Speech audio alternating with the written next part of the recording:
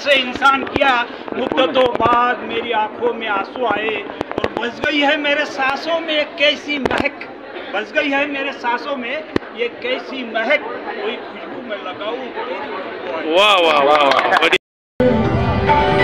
सदा वसंत हमारी दयाल वंदनानि सहितं नमामि